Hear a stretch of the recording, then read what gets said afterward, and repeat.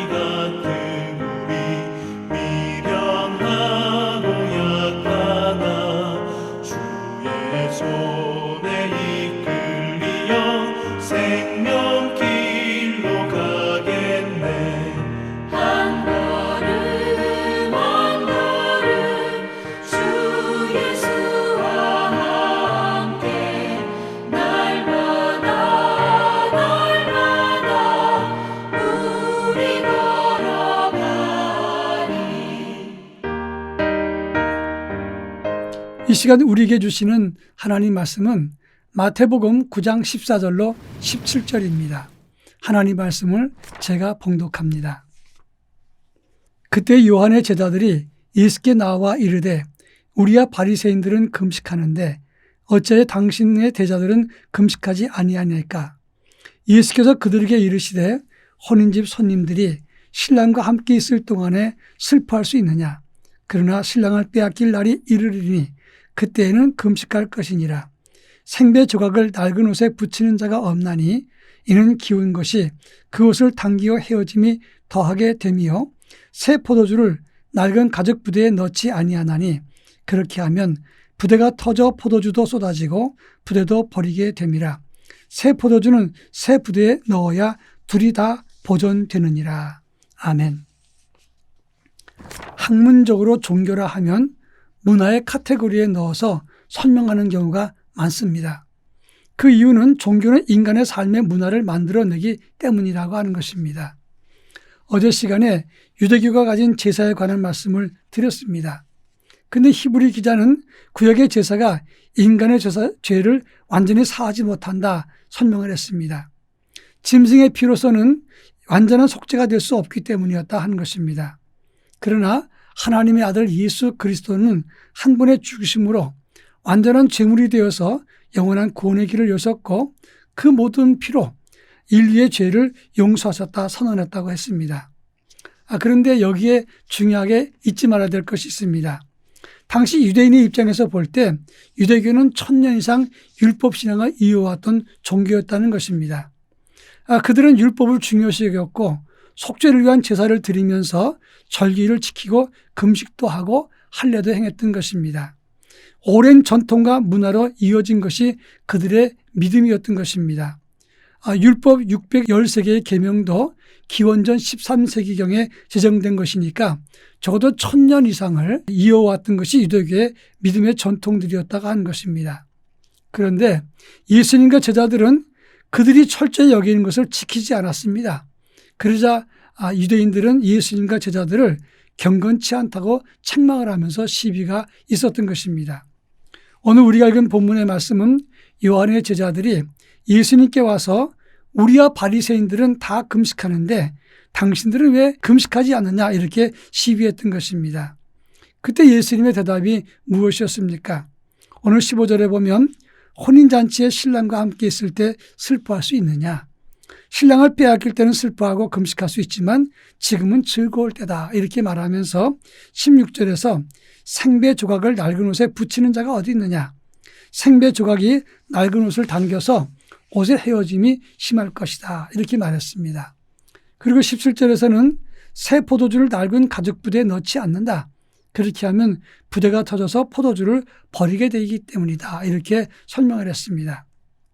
지금 예수님은 낡은 옷의 생배 조각이나 포도주나 포도주 가죽 부대를 말하는 게 아닙니다. 지금까지 유대교가 율법을 중심으로 한 전통을 가지고 문화를 형성했지만 이것으로는 우리 인생에 행복할 수 없고 죄를 청산할 수 없으니 그래서 내가 하나님의 아들인데 이 땅에 메시아로 왔다고 하는 것입니다. 이제 메시아가 왔으면 구원의 길을 받고 기뻐해야 되는데 너희는 왜 금식 안 하느냐? 이걸 따지는 것이 옳으냐? 이렇게 말한 것입니다. 여러분, 자동차를 이제 새 차를 구입했습니다. 근데 이전 차에 가지고 있었던 낡은 방석이 있는데 새 차에 어울리지 않아서 가지고 오지 않았습니다. 근데 주변 사람들이 그 방석을 왜 가지고 오지 않았다고 난리를 친다면 그 우스운 것 아니겠습니까? 새 차에는 새로운 방석이 있어야 맞는 것입니다.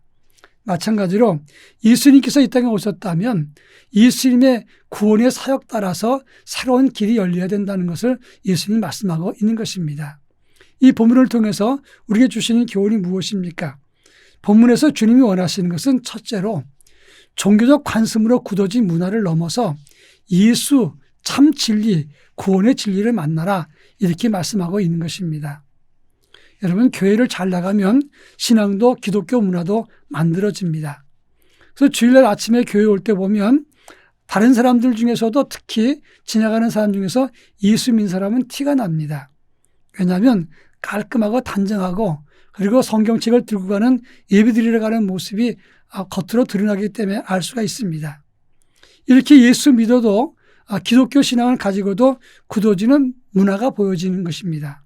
그런데 그것이 굳어지고 습관이 되면 본질이 빠지게 되는 경우도 생긴다고 하는 것입니다. 당시 유대교가 그랬습니다. 그들은 1000년 이상을 이어오면서 율법을 가지고 살았습니다. 그렇지만 참된 구속의 원리를 깨닫지 못하고 제사만 드리면 된다 생각을 하고 짐승을 죽이는 것으로 그리고 자기의 죄를 참여하지는 않았습니다. 그렇기 때문에 그 제사는 완전한 구속을 이룰 수가 없었고 그리고 그때그때마다 죄를 지을 때 제사를 드려야 되는데 그렇게 할 수 없었기 때문에 그 제사는 완전한 제사가 될 수 없었습니다.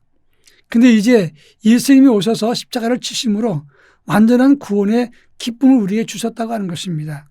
그런데 그 구원의 감격과 기쁨을 간직하고 행복해야 하지 않고 율법의 규정을 따지면서 이거 하지 않고 너희는 잘못됐다. 그리고 너희들은 왜 경건하지 않느냐. 이렇게 지적하는 것에 대해서 예수님은 책망을 했던 것입니다. 우리도 율법의 규정에 매이지 말고 자원하는 마음으로 주님께서 완성하신 구원의 길을 걷는 하나님의 사람이 되어야 되는 것입니다. 그런가 하면 예수님은 낡은 것과 새 것을 함께 담을 수 없는 것처럼 기왕 예수 복음 안에서 참 생명을 받았으면 이제는 사람의 생각이나 주장이 아닌 하나님 말씀을 담고 그리고 하나님의 은혜의 뜻과 지향점과 가치를 새롭게 담아서 복음의 사람으로 살라 이렇게 권고하고 있다는 점입니다. 그렇습니다. 우리는 이제 하나님 말씀으로 구원받고 예수 그리스도로 인해서 구원의 완성의 기쁨을 맛본 사람들입니다. 이제 사람의 생각이나 주장이나 관습이 아니라 하나님의 말씀과 하나님의 뜻을 따라서 믿음으로 함께 가는 삶을 가져야 되는 것입니다. 새해 하나님의 말씀, 생명의 말씀과 함께 복된 길을 걷는 우리 모두가 되기를 바랍니다. 기도합니다. 사랑 많으신 하나님 감사합니다. 새술은 새 부대에 넣어야 부대가 망가지지 않는다고 했습니다.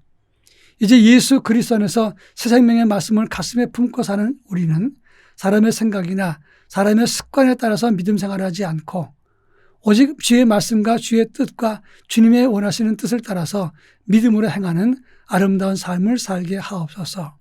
주의 말씀을 따라서 믿음으로 새 길을 걷는 하나님의 거룩한 자녀가 되게 하옵소서. 예수님의 이름으로 기도합니다. 아멘.